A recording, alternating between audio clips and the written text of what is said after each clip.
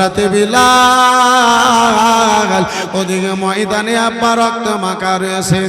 হযরতে নবী দুজাহান সাল্লাল্লাহু তাআলা আলাইহি ওয়াসাল্লামের নিকটে আমার আবু বকর সিদ্দিক বলেন, ইয়া রাসূলুল্লাহ, আপনার যদি পারমিশন হয় নবী গো, আপনার প্রেমিককে আপনার নিকটে খরিদ করে আজাদ করে দিতাম। নবী আমার বলেন, আবু বকর যাও যাও, যদি তোমার নিকটে অর্থ হয়, টাকা হয়, আমার সেই প্রেমিককে আমার নিকটে খরিদ করে তুমি হাজির করে দাও। হযরতে বিলাল গাবশী রাদিয়াল্লাহু তাআলা আনহু 500 দিরহাম আব্বাজান আমার ভাইজান আমার সেই মুহূর্তে নিয়ে আব্বাজি আমার যেন হাজির হয়েছে। এই বিরাদরানি ইসলাম মুআজ্জাজ সামনে কেরাম, সেই সময়ের আব্বা 500 টাকা বর্তমানে 5 কোটি চাইতে হয়তো বেশি হয়ে যাবে। 500 দিরহাম দিয়ে আমার আবু বকর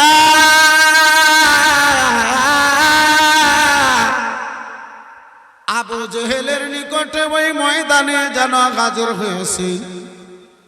আবু বকর সিদ্দিক বলেন, ওগো আবু জেহেল, বলো বলো, এই গোলামটা যদি তোমাদেরকে পছন্দ না হয়, এই গোলাম যদি তোমাদেরকে ভালো না লাগে, আবু জেহেল একে বিক্রি করে দাও। গোলামের উপরে এমন কেন তোমরা অত্যাচার করতেছো? কেন তোমরা এমন গোলামকে সাজা দিতেছো? এই গোলাম বলে এর উপরে এই ধরনের অত্যাচার করবি?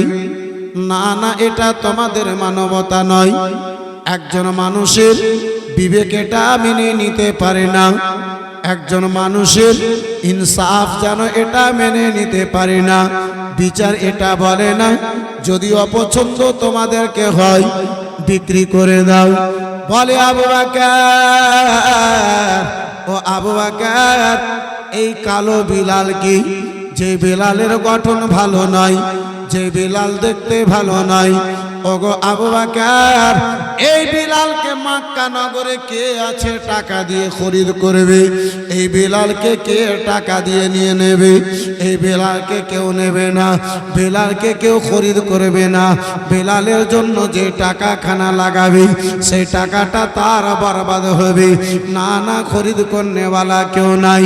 আমার আবু বকর সিদ্দিক বলেছিলেন, ওগো আবু জেহেল, বলো বলো, খরিদ তুমি কি বিক্রি করবে? তুমি কি বিক্রি করবে? কে খরিদ করবে করবে না সেটা পরের কথা। বলে, হ্যাঁ হ্যাঁ আবু বকর, কেউ যদি তাকে খরিদ করে নাই, আমি আবু জেহেল যেন বিক্রি করে দেব। বন্ধু আমার, বেরাদার মুসলমান, আমার আবু বকর সিদ্দিক আবু জেহেলকে বলেছিলেন, ওগো আবু জেহেল, বলো বলো, কত দাম রেখেছো, কত দাম রেখেছো? ওই বেরাদার মুসলমান আবু জেহেল বলে, আবু বকর, তুমি কি খরিদ করে নেবে? বন্ধু আমার, বেরাদার মুসলমান, আবু বকর সিদ্দিকের কথা শুনে ওই আবু জেহেল আব্বাজি হয়তো ঠাট্টা মনে করেছিল, যেহেতু মক্কা নগরে একটা সৎ বেরাদার মুসলমান, একজন চতুর ব্যবসায়িকের নাম ছিল আবু বকর। বন্ধু আমার, বেরাদার, মক্কা নগরে একজন ভালো ব্যবসায়িকের নাম ছিল আবু বকর। বেরাদার মুসলমান, একজন চতুর ব্যক্তির নাম ছিল আবু বকর। আবু বকর সিদ্দিক কোনো সাধারণ ব্যক্তি নয়। আবু বকর সিদ্দিক কোনো বেরাদার মুসলমান আইরো গাইরো ব্যক্তি আমার ছিলেন না। তাই আবু জেহেল ভেবেছিল এত চতুর মানুষ হয়ে একজন কালো গোলামের পিছে এত টাকা লাগাবে, এত টাকা খরচা করবে, না না, হতে পারে না। তাই আবু জেহেল যেন বলেছিল, ও আবু বকর, তুমি কি তাকে খরিদ করে নেবে?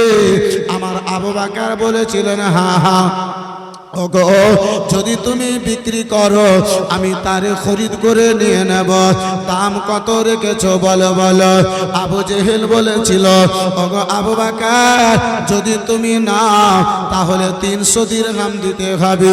বন্ধু আমার, বেরাদার মুসলমান ও আমার সোনা মানিকেরা, শুনে যাও রাত্রিবেলা বাবা, আজকে আমরা টাকা পয়সা ও মুসলমান দুনিয়ার কাজে তো লাগাতে পারি আব্বাজি, আল্লাহর রাহে যখন 1500 টাকা দিই আমাদের বুকখানা যেন কেটে যায়।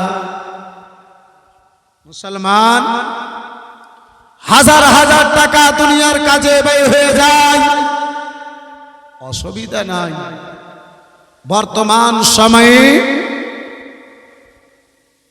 নিম্ন আব্বাসার আমার একটা বাড়িতে দুটো মোবাইলের তো কম নাই। জি,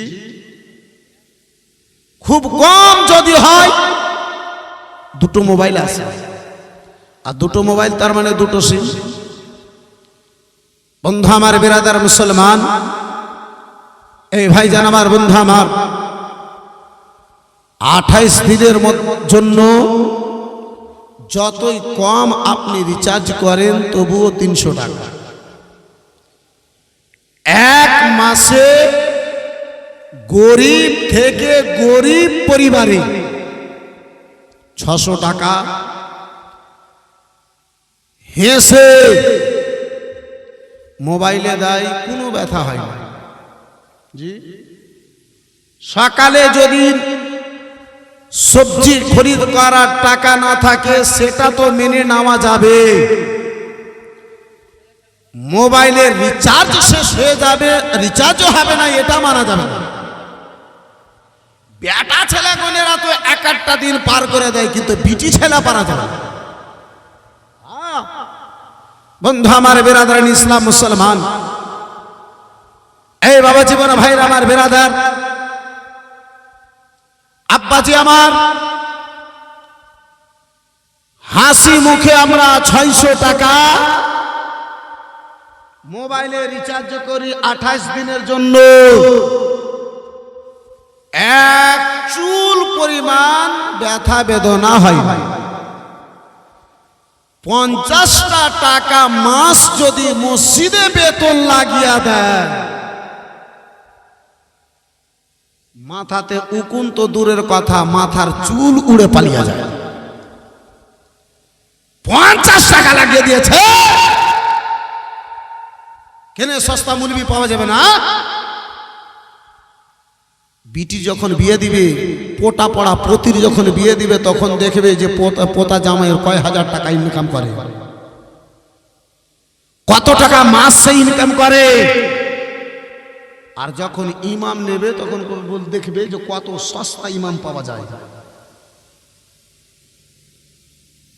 ফ্রিতে যদি কোনো মুরবি বলে দেয় যে নামাজ পড়াবো, তাহলে তো এটা সবচেয়ে ভালো। বন্ধু আমার, বিরাদার মুসলমান,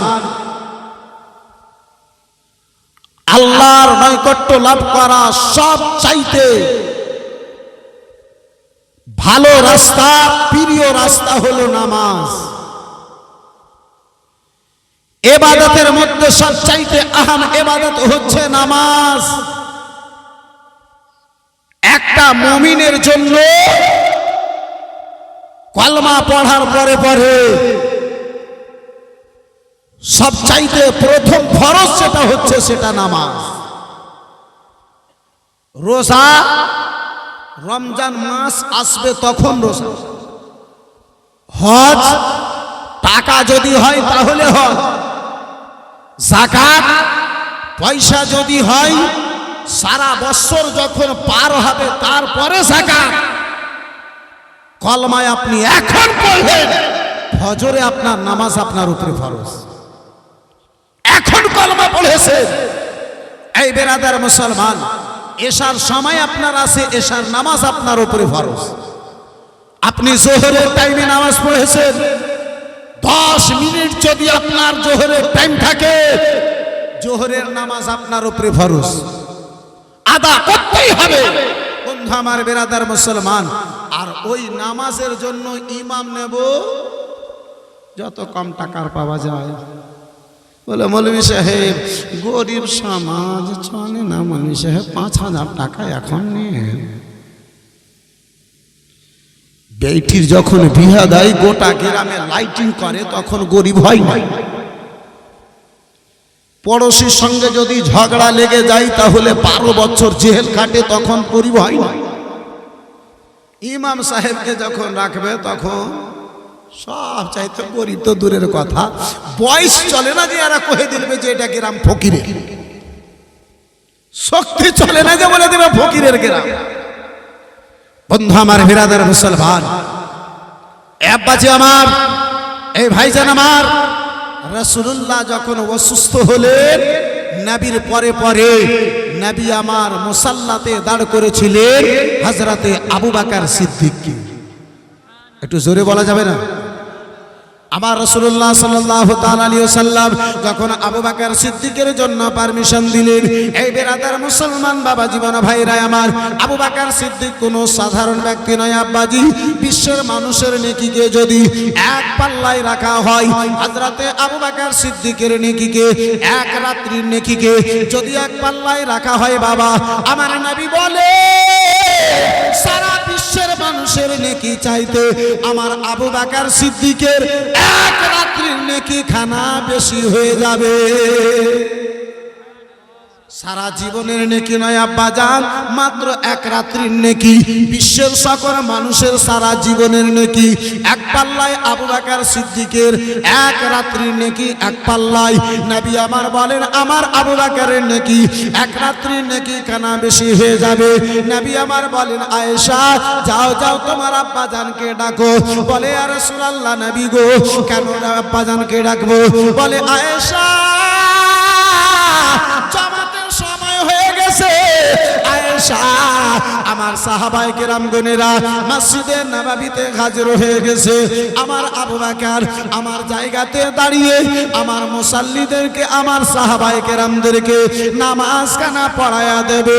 বন্ধু আমার বিরাদার, মা আয়েশা সিদ্দিকা রাদিয়াল্লাহু তাআলা আনহা বলেছিলেন, ইয়া রাসূলুল্লাহ নবী গো, ইয়া হাবিবাল্লাহ নবী গো, আপনার জায়গাতে মুসাল্লাতে আমার আব্বাজান দাঁড়াবে, এতটুকু সাহস আমার আব্বা জানের না। একটু জোরে বলা যাবে না? আব্বাজান আমার আর গ্রামে যে দেখেন সূরা ফাতিহা পড়ার ঢং নাই, কিন্তু মুসাল্লা ধরে বসে থাকে। জি, ইমামতি এত সহজ নাই বাপ, ইমামতি এত সহজ নাই। আমার মুফতি আজম আলাইহি রহমতুর রিজওয়ান বলেন, তালোয়ারের ধারে দাঁড় হওয়া সহজ, মুসাল্লাতে দাঁড় হওয়া সহজ নয়। তাহলে ইমাম কেমন রাখতে হবে? এই বেরাদার মুসলমান, এই বন্ধু আমার, বেরাদারিন ইসলাম বাবা জীবন ভাইরা আমার, আল্লাহর রহমতে আপনাদের দুয়াই সারা পশ্চিম বাংলাতে সফর করি। এই বেরাদারিন ইসলাম মুআসসাস সামনে কেরাম, এই বাবা জীবন ভাইরা আমার, বহু আপনার ইমামকে দেখি যার পিছনে নামাজই হয়। মুক্তাদির নামাজ তো দূরের কথা, তার নামাজ হয় না। বন্ধু আমার বেরাদারিন ইসলাম, 100টার মধ্যে বর্তমানে 99 খানা মসজিদে আজান হয়, যে তার আজান শুদ্ধ হয়। কোথায় টানা যাবে কোথায় টানা যাবে না তাকে কোনো বিবেক নাই, জ্ঞান নাই। আশহাদু আন্না মুহাম্মাদার রাসূলুল্লাহ আজান হবে। বন্ধু আমার বেরাদার মুসলমান, এই আমার সোনা মানিকেরা, চলে যাও রাত্রিবেলায় আব্বাজি। এই বাবা জীবন ভাইরা আমার, যদি মসজিদে ইমাম রাখতে হয় আব্বা, উপযুক্ত ইমাম রাখে, টাকা দিয়ে পয়সা দিয়ে উপযুক্ত বেতন দিয়ে উপযুক্ত ইমাম খানা রাখুন। বন্ধু আমার বেরাদার মুসলমান, আলোচনা করতেছিলাম বাপজি আমার, ওই আমার আবু বকর সাধারণ কোনো বেরাদার মানুষ নয়। আবু বকর আমার সাধারণ কোনো ব্যক্তি নয়। বন্ধু আমার বেরাদার, আবু বকর সিদ্দিক আবু জেহেলকে বলে, ও আবু জেহেল, 500 দিরহামে গোলামটাকে বিক্রি করবে। বলে হ্যাঁ হ্যাঁ, 500 দিরহাম যদি 300 দিরহাম যদি দাও, এই গোলাম কানা দেওয়া হবে। আমার আবু বকর সিদ্দিক, বন্ধু আমার বেরাদার মুসলমান, এই বাবা জীবন ভাইরা আমার, 300 দিরহাম দিতে রাজি হলেন। ওই আবু জেহেল ঠাট্টা বেড়ে হেসে বলেছিল, আবু বকর না না, 300 দিরহামে দেওয়া যাবে না, 400 দিরহাম যদি দাও তাহলে গোলামটা দেওয়া যাবে, নচেত দেওয়া যাবে না, নচেত দেওয়া যাবে না। বেরাদার 400 দিরহাম আমার আবু বকর দিতে রাজি হলেন। আবু জেহেল আবার ঠাট্টা মেরে হেসে বলে, ও আবু বকর না না, 400 দিরহামে যাওয়া যাবে না। আমার আবু বকর সিদ্দিককে জানাল। আবার আবু বকর সিদ্দিক বলেছিলেন, ও সালিম আবু জেহেল, তোমার লজ্জা লাগে না? বলো, আবার যেন তুমি কথাকে নিজে পাল্টে না। আবু জেহেল মুনাফিকানা চরিত্র কতদিন করবে, গাদ্দারি কতদিন করবে? শত শত মানুষের সামনে নিজে কথা বলো, আবার সেই কথাকে ফিরিয়ে নাও। তোমার লজ্জা মনে হয় না? তোমার শরম মনে হয় না? আবু জেহেল আব্বাজান বলে, আবু বকর, না না আবু বকর, 500 যদি দিরহাম দাও তাহলে গোলামটা তোমারে দিয়ে দেব। বন্ধু আমার, বেরাদার মুসলমান, আমার আবু বকর সিদ্দিক 500 দিরহাম আব্বাজি দিতে রাজি হলেন, 500 দিরহাম দিতে রাজি হলেন। বিলাল কে জানো আবু বকর সিদ্দিকের হাতে তুলে দেওয়া হলো। 500 দিরহামে আমার কালো বিলাল কে আব্বাজান আমার জানো খরিদ করা হলো। ওই কালো বিলাল যার সারা শরীরে রক্ত আব্বাজান আমার লেগে গেছে, বিলাল যেন ছটফট ছটফট করতেছে, আঘাতে আব্বা থাকতে পারেন না। আবু বকর সিদ্দিক সঙ্গে করে নিয়ে রাসূলুল্লাহর দরবারে হাজির হয়েছেন। নবী মুস্তাফাকে সামনে পেয়ে কদম মোবারকে ওই বিলালে হাবশি পড়ে কেঁদে কেঁদে বলে, ইয়া রাসূলুল্লাহ নবী গো, ইয়া হাবিবাল্লাহ নবী গো, দুনিয়ার জন্য নয় ইয়া রাসূলুল্লাহ, আপনার মহাব্বতে রক্ত দিয়েছি, শরীরের চাম দিয়েছি, শরীরের মাংস দিয়েছি ইয়া রাসূলুল্লাহ, আল্লাহর জাহান্নাম থেকে আজাদি পাবো না। নবী মুস্তাফা আমার আবু বকর সিদ্দিকের দুটো হাত ধরে বুকে লাগিয়ে জড়িয়ে ধরে সারা শরীরে হাতখানা নবী আমার ফিরিয়ে বলেছিলেন, ও আবু ওগো ওগো আমার দিওয়ানা বিলাল, ওগো আমার দিওয়ানা বিলাল, আল্লাহ তোমার জন্য জাহান্নামের আগুনকে হারাম করে দিয়েছে। আবু বকর সিদ্দিক রাদিয়াল্লাহু তাআলা আনহু খরিদ করে নবীর দরবারে নিয়ে গেছেন। আমার বিলালের বেরাদার সিরাত লিখনে वाला গুনেরা লেখি, বন্ধু আমার হযরতে বিলাল বলি, রাসূলুল্লাহর হাত মোবারক আমার দেহেতে লেগেছে, আমি সকল জ্বালা যন্ত্রণা ভুলে গেছি। এই বেরাদারান ইসলাম মুআজ্জাজ সামনে কেরাম, নবী আমার হযরতে বিলালকে বলে, হযরতে আবু বকর সিদ্দিককে বলেন, ওগো আবু বকর, বিলালকে খরিদ করে নিয়েছো? আবু বকর বলে, হ্যাঁ ইয়া রাসূলুল্লাহ, আপনার প্রেমিককে খরিদ করে নিয়ে এসেছি। বলে, ওগো ওগো আবু বকর, আমার এই দিওয়ানা বিলালকে তুমি যেন আজাদ করে দাও, আজাদ খানা করে দাও, আল্লাহ তোমার বদলা খানা আল্লাহ রাব্বুল আলামিন জান্নাতে দেবে, এই বেলালের বদলা আল্লাহ জান্নাতে দেবে। বন্ধু আমার বেরাদার, আবু বকর সিদ্দিক বলেন, ইয়া রাসূলুল্লাহ, ইয়া রাসূলুল্লাহ নবী গো, যখন খরিদ করেছিলাম তখন মনে মনে বেলালকে যেন আজাদ করে দিয়েছি ইয়া রাসূলুল্লাহ, জান জান ইয়া রাসূলুল্লাহ, আমি বেলালকে যেন আজাদ করে দিলাম। নবী আমার বিলালকে বুকে জড়িয়ে ধরে রাসূলুল্লাহ আমার বিলালকে বুকে লাগিয়ে বলেন, ও বিলাল, ইচ্ছা যদি তুমি যদি পছন্দ করো বেলাল, নিজের দেশ হাবশে দেশে রওনা হয়ে যাও। তুমি যদি পছন্দ করো এই মক্কা নগরে আমার নিকটে থাকতে থেকে যাও। হযরতে বিলাল কদমে পড়ে গেলেন। হযরতে বিলাল কদম ধরে বলেছিলেন, ইয়া রাসূলুল্লাহ নবী গো, ইয়া হাবিবাল্লাহ নবী গো, এই সাজা নিয়েছি একমাত্র আপনার মহাব্বতে ইয়া রাসূলুল্লাহ, দয়া করে মেহেরবানি করে নবী গো, আপনি আমারে নিজের কদম থেকে দূরে সরিয়ে দিয়েন না। ইয়া রাসূলুল্লাহ আলাইহিস সালাম, নবী গো, আপনি আপনার কদম থেকে আমারে দূরে করে দিয়েন না ইয়া রাসূলুল্লাহ। ইয়া হাবিবাল্লাহ আলাইহিস সালাম, নবী গো, আপনার নিকট থেকে আপনি দূরে করে দিয়েন না। যেই বিলাল আমার নবীর দিওয়ানা, আমার মুস্তাফার প্রেমিক, সারাটা জীবন আমার রাসূলুল্লাহর গোলামিতে কাটিয়ে দিয়েছেন। একটু চিৎকার দিয়ে বলুন সুবহানাল্লাহ। দরুদ শরীফ পড়েন একটু আগে বাড়ি, আল্লাহুম্মা সাল্লি আলা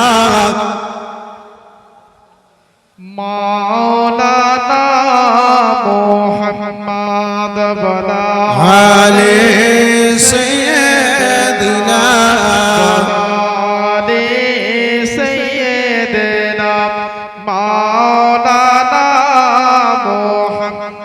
খুঁজিব কোন দেশে গো নবীজি খুঁজিব কোন দেশে ও নবীজি খুঁজিব কোন দেশে খুঁজিব কোন দেশে গো নবীজি খুঁজিব কোন দেশে ও নবীজি খুঁজিব কোন দেশে তোমার দিদার বিনে আশিক তোমার দিদার বিনে আশিক চোখের জলে ভাসে খুঁজিব কোন দেশে গো নবীজি খুঁজিব কোন দেশে ও নবীজি খুঁজিব কোন দেশে কথা দাও আসিবা তুমি বাবা গার বাসরে কথা দাও আসিবা তুমি বাবা গার বাসরে পথ পথে আসি পথ পথে আসি তোমার দিদারের আশাতে খুঁজিব কোন দেশে গো নবীজি খুঁজিব কোন দেশে ও নবীজি খুঁজিব কোন দেশে